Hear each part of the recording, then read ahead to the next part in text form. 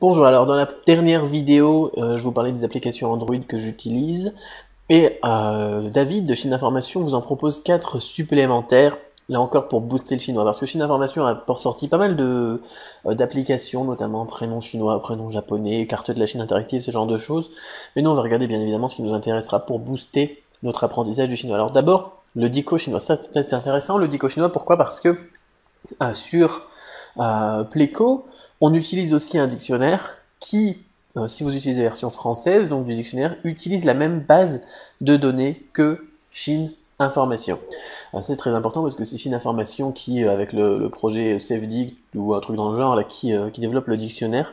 Donc c'est toujours bien de trouver le dictionnaire chez la personne qui l'a créé et qui adapte en plus l'application et ses algorithmes à une recherche optimale donc du chinois, des traductions chinoises. Alors vous voyez ici j'utilise le clavier dans la version précédente là, sur mon téléphone portable je vous montrais Baidu IME, ici c'est Sogo, dont je vous avais parlé aussi, donc pour rechercher un terme.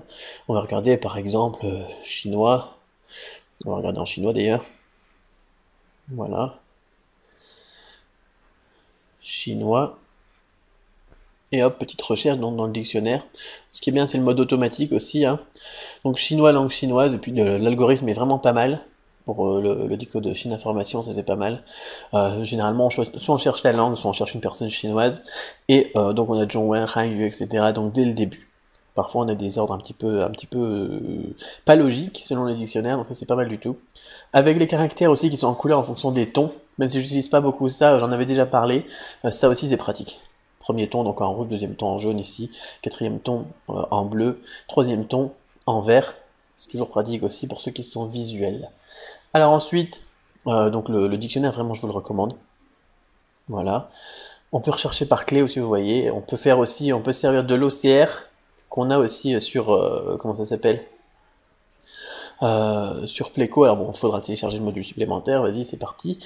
Mais c'est très pratique l'OCR, hein, qui permet de reconnaître, bah, vous mettez votre appareil photo, votre n'importe quoi, en face donc d'un caractère, et le logiciel va détecter, bah, tiens, c'est quel caractère, et va vous le donner tout de suite. Parce que rechercher un caractère qu'on ne connaît pas, et dont on ne connaît pas le pinyin, eh bien ça peut poser problème. Donc la recherche par clé, dont j'avais parlé dans une autre vidéo, c'est très pratique, mais en plus, bah, la recherche avec un OCR, un logiciel qui reconnaît le caractère directement et qui vous donne le pinyin et la traduction tout de suite, que demander de plus, c'est vraiment parfait. Donc Pléco il faisait ça aussi, je vais vous montrer un petit peu comment ça marchait avec Pléco, et pendant que ça télécharge, parce que c'est vraiment quand même très pratique. Alors sur Pléco par contre c'est payant.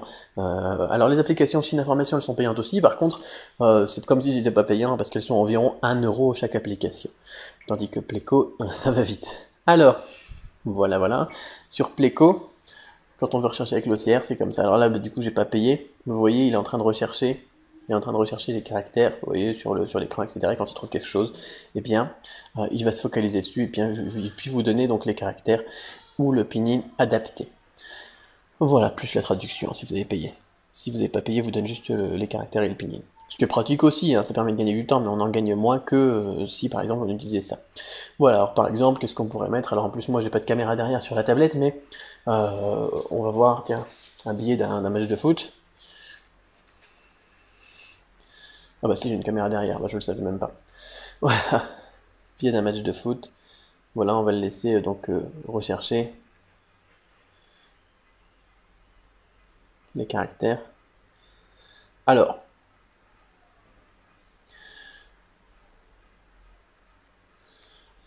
comment est-ce que ça va fonctionner, hein? Moi je découvre en même temps que vous. Il fait la photo. Alors ça marche pas très bien ici. Alors, il faut savoir aussi que le dictionnaire il est fait il est développé surtout et optimisé pour téléphone portable. Donc on regardera juste après sur le téléphone portable. Ah bon, un très bon outil pour l'instant.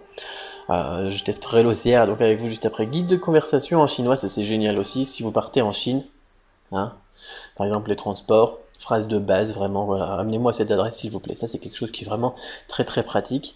Et en plus, bah, vous avez l'audio. Donc pour l'audio, voilà, on va appeler. C'est un peu robotique, mais c'est vraiment pas mal du tout. Pour s'entraîner, pourquoi pas. ou comment ça s'appelle? Bah, tout simplement hein, donc la version texte pour la montrer au chauffeur ou ce genre de choses. C'est vraiment très pratique. Donc en fonction des icônes, là, par exemple la santé ou ce genre de choses, vous trouverez eh bien, des termes et des phrases adaptés. Jeu de chinois, alors ça c'est tout nouveau aussi. Jeu de chinois, eh bien, on va pouvoir regarder 3 jeux qui sont pas mal du tout aussi. Et on va les regarder bien un à un. Grattage, alors tapez votre nom, hop, on va dire que je m'appelle Cédric, par exemple. Voilà, on est parti. Donc on choisit des catégories, voilà, pourquoi pas. Et c'est parti, donc il reste des zones à gratter, on a des zones à gratter en niveau facile, on peut gratter 50%, c'est amusant, hein, c'est pas obligé en fait la partie grattage, mais c'est pas mal. Donc là on a un cheval, on choisit le caractère cheval, ici le deuxième, pour gagner donc les points. Voilà, j'ai gagné 10 points. Il me reste encore donc deuxième case ici, là c'est pareil. Qu'est-ce que c'est? C'est le chiffre 8, donc je vais pas tout gratter. Et hop, chiffre 8. Voilà, j'ai encore gagné des points. Alors qu'est-ce qu'on a ici derrière? Un panda. Hop, je clique sur panda. Voilà, j'ai encore gagné des points. C'est pas mal pour s'entraîner à associer donc une idée à un caractère. En plus, on n'a pas besoin de passer par le pinyin, pas besoin de passer par le français. C'est pas mal du tout. Ça marchera aussi pour les enfants qui apprennent le chinois, ou même pour les enfants chinois d'ailleurs. Alors qu'est-ce qu'on a ici? Des blueberries. Hop, de la pastèque, etc., etc. Voilà. Ensuite, trouver la paire. Alors, on va voir ce que c'est, hein, je sais pas ce que c'est. Trouver la paire. C'est parti. Alors, renard avec le renard, ça c'est pas mal, ça j'aime bien ça. Ici, Haibao, la panthère des mers, en fait c'est un phoque. J'ai 2 cases ici qui marchent pas. Bon, c'est pas mal, j'ai réussi. Alors ça bug un petit peu sur ma tablette, donc faudra voir. Mais c'est pas mal du tout aussi, là, regardez. Hop, voilà, etc., etc. La baleine, hop, et la chèvre. C'est pas mal aussi. Ouais, c'est pas mal comme jeu, vraiment aussi, là aussi, pour les débutants en chinois ou pour les plus avancés. Alors j'ai quelques problèmes d'affichage. Il faut voir donc la compatibilité en fonction des tablettes. Alors, trouver les paires. Ouais, elles s'en vont rapidement. Là par contre, ce serait mieux s'il y avait un petit délai quand même avant que la case parte. On va continuer. Hop, ici on a un fruit, un cochon. Hop, une mangue en l'occurrence du coup, et un cochon. C'est pas mal aussi ça. Ça aussi c'est vraiment pas mal ces outils je trouve pour une montagne ou un volcan, je sais pas. Hop. Et un loup. Il ressemble pas beaucoup à un loup mais c'est mignon. Alors, une poule et une chauve-souris. Voilà. C'est pas mal du tout vraiment je trouve pour booster, surtout pour ceux qui débutent hein, en chinois. Même pour ceux qui débutent pas trop d'ailleurs. Je pense qu'on peut faire en plus difficile. Je vais regarder ça tout de suite. Donc, par exemple, trouver la paire. Facile, moyen, difficile. On va regarder les nombres, les transports, les légumes par exemple. On va voir si ça peut être intéressant. Bon, en tout cas, ça c'est un sacré truc. Avion. Alors, ça fait travailler, ça, effectivement, ça fait travailler. Un métro, où est-ce qu'il est mon métro? Ici. Qu'est-ce qu'on a encore? De l'ail ici, le chiffre 9, le chiffre 5, le chiffre 1. Une voiture, où est-ce qu'elle est la voiture? La voiture est ici, une fusée, ou un missile en l'occurrence, un siège bébé ici, champignon, où est-ce qu'il est mon champignon? Et ici, un sous-marin. Et donc mon sous-marin, où est-ce qu'il est? Hop, hop. Alors ça, l'image est petite. Ludo. Alors, Ludo. Hop, Chieds. Et voilà. Bon, alors aussi effectivement, ça c'est du bon niveau. Je pense que ça en niveau HSK3, HSK4, c'est un très bon exercice aussi. Ok, voilà donc pour ce test, alors on va regarder encore une fois le dictionnaire et l'OCR que je voudrais tester sur donc téléphone. Je vous retrouve tout de suite donc sur le téléphone portable. Alors nous revoici donc sur le téléphone portable. On va tester la dernière donc application sur la tablette pour le dictionnaire. Alors, dictionnaire, on va regarder ça un petit peu, l'OCR, on va retester. avec le téléphone portable. Effectivement, déjà l'affichage est beaucoup mieux hein, que sur la tablette.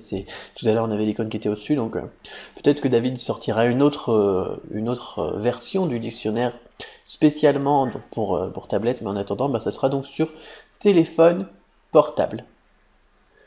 Alors, donc on se retrouve sur le téléphone, alors avec la recherche encore une fois par clé, si l'on veut rechercher donc un caractère par clé qui est vraiment très pratique. Moi j'avais vraiment l'habitude de ça en tout cas, avant que toutes ces technologies me soient présentées ou même d'existent d'ailleurs. On n'avait pas beaucoup de choses avant. Donc reconnaissance, on va tester maintenant reconnaissance donc des caractères avec eh bien l'OCR.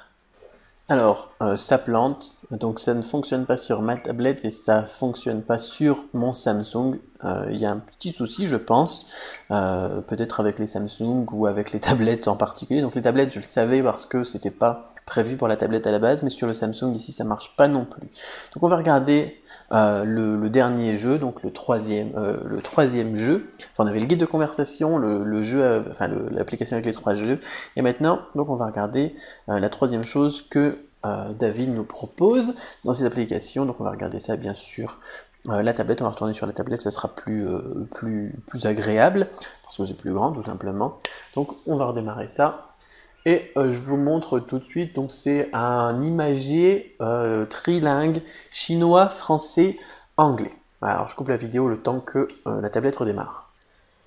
Alors voilà, c'est redémarré, donc regardons cet imagier donc trilingue, donc de Chine Information. Ah, c'est pas mal, le design est sympa en tout cas, j'aime bien pour ces applications, c'est clair. Alors, fruits, par exemple, qu'est-ce qu'on a ici? Donc pomme, poire, banane, orange ou clémentine, ici citron ou orange, et ici donc un pamplemousse. Alors, donc on a le son en anglais, c'est génial. Ensuite, donc on a la possibilité dans les options de mettre la langue qu'on apprend et la langue donc native. Voilà, le bouton est un peu petit. Alors citron, et regardez ici, en chinois, donc limon. Limon, ici, c'est pareil. Excellent, donc je relève un petit peu la tablette, hein, sinon on n'entend pas beaucoup. Citron, donc c'est pas mal pour les gens qui veulent apprendre le français. Citron. Et les gens eh bien, qui veulent booster leur chinois. Alors on a aussi les caractères, ils sont un petit peu petits, peut-être que ça serait sympa de rajouter une option pour pouvoir cliquer dessus et puis voir les caractères en plus grand et pas forcément dans une police un petit peu stylisée. Mais sinon bah, c'est génial, donc pêche, Taozi. Excellent. Qu'est-ce qu'on a ici? Leads, pour les prunes, voilà.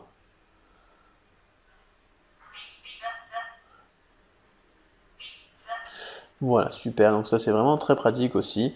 Là encore une fois, pour, comment ça s'appelle, les personnes qui débutent, pour les personnes qui veulent réviser, pour les personnes qui veulent apprendre, booster leur anglais, leur chinois ou leur français. Là c'est vraiment intéressant parce que c'est vraiment trilingue, et on peut choisir sa première langue et sa deuxième langue, pour là encore améliorer donc son vocabulaire.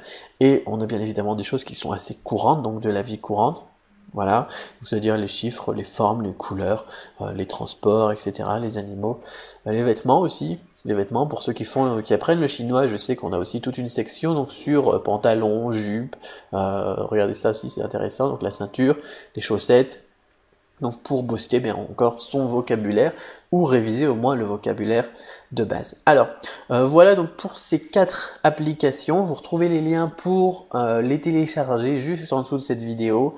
Même si j'ai eu quelques bugs d'affichage, je vous les recommande, c'est vraiment des outils qui sont complémentaires, pas mal, et à un prix tout à fait raisonnable lorsque l'on est apprenant donc en chinois. On n'a jamais trop d'outils.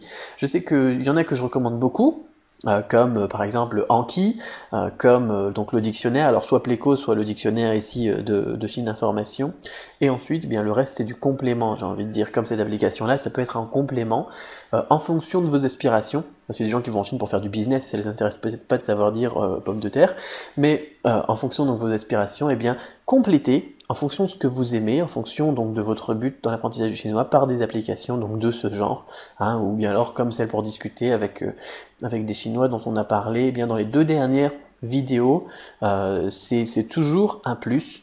C'est toujours un plus qui vous permet donc de booster. Donc prenez celle qui vous motive le plus, celle qui vous intéresse le plus, et eh bien tout simplement boostez votre chinois. À très bientôt pour une autre vidéo.